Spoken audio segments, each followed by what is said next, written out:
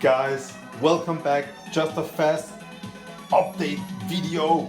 I posted this part 1 of this beautiful retro PC build and your guys' comments were just incredible. Try this, try that. Try another PSU from a known working AT case. So I took my dream case here, gave it some power with a fully known working PSU, and you know what? Nothing happened. It didn't work. Good. Took out the 120 megahertz, 166, put it in my working one, both CPUs boots perfect. Took out the 8 RAM, took my SD RAM from my dream build MS-DOS machine, put it in here, still doesn't work. This 120 megahertz CPU boots perfect in my other computer, so that's not the issue. So what's the issue? I let it run for a half an hour and I checked that the PSU cooler got a bit hot, tempered hot. The transfers here, they were working. I measured, I felt that nothing is loose. Look with the loop, nothing is broke. Everything looks like brand new.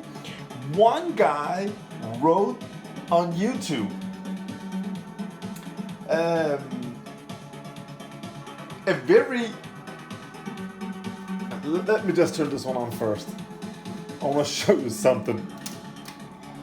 I turned it on, I have a speaker on, the LED boots lights up, we have no picture. I have different graphic cards, my Matrix here, I've tried all sort of stuff. But one guy did write something that I was like, no, that can't be it, because I've been, playing around with retro stuff, it can't be it. So he said, maybe you need to put a battery there. And I was like, no, no, that can't be it. So after that, I tried graphic cards and it didn't work. And I was like, should we try it? So I did put in a battery and I did turn on the computer.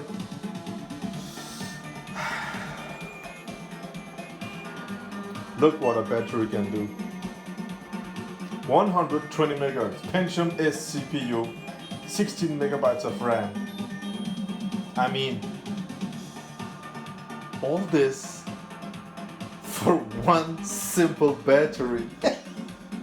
Isn't that stupid?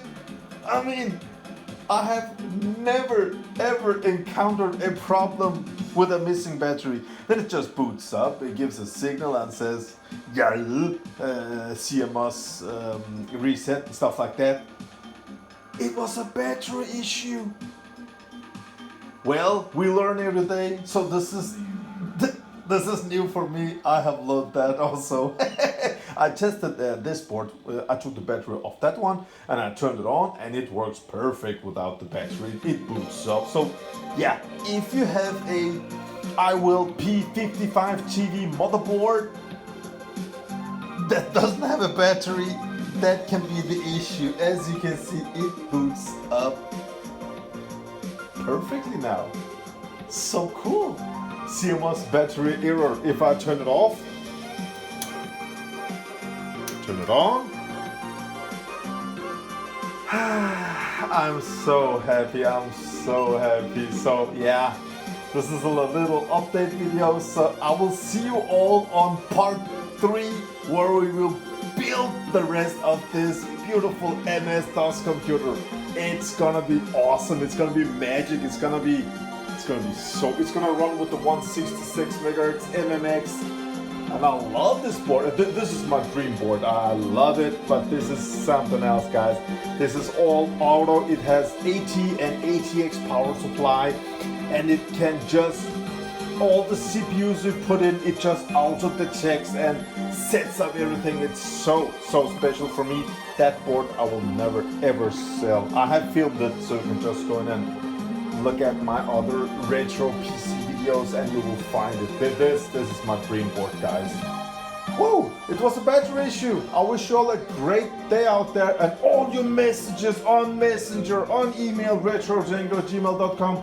For the first 30 minutes, I mean, you guys are the best. I can't explain how happy I am to be a part of this hobby. It's great, guys. Have a good one. Bye.